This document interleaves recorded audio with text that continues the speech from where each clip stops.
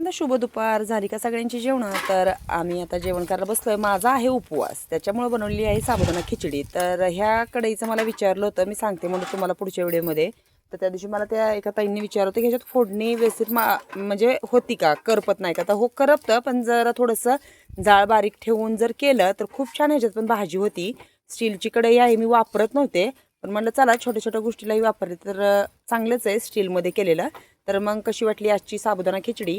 बरेच दिवस झालं हिरवी मिरचीची काही साबुदाणा खिचडी नाही आहे, लाल तिखटचीच बनवते मी. आणि ही छोटीशी कढई तुम्हाला आवडली का कमेंट्समध्ये नक्की सांगा. तर दुसरं काय बनवलेलं आहे तेही तुम्हाला दाखवते.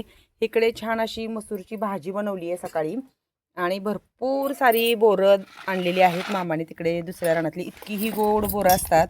तर कशी वाटली बोरं कमेंट्समध्ये नक्की सांगा. आणि मसूरची आपली ही मस्त अशी गावाकडच्या पद्धतीची एसराची भाजी. आज भाजीची भाकरी पण बनवलेली आहे.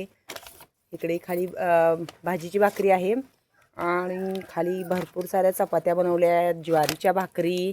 असं आहे रानातलं जेवण. आज थोडासा भात पण बनवलेला आहे. म्हटलं मसूरची भाजी आहे तर भात पाहिजेलच. तर इकडे ह्याकडे इथं बनवलेला आहे भात, मसूरची भाजी, मस्त अशी बोरं आहेत. तिकडे त्यांना कोंडले ओरडायला लागलेत दोघंजण. त्यांना देते चपाती खायला. आणि वातावरण असं झालंय, चला आवरावरी करायची आहे. फरशी धुवून काढायची आहे आम्हाला ही स्वच्छ आता. तर उद्या आहे थोडंसं आमच्याकडे सवासणीचा कार्यक्रम, तुम्हाला दाखवेलच उद्या मी पूर्ण तो व्हिडिओ. आणि मग आता स्वच्छ ही फरशी धुवून काढायची आहे मला आणि आत्याला. तर जेवण करून घेतो.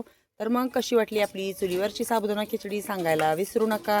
चला भेटूया पुढच्या एका छान व्हिडिओमध्ये.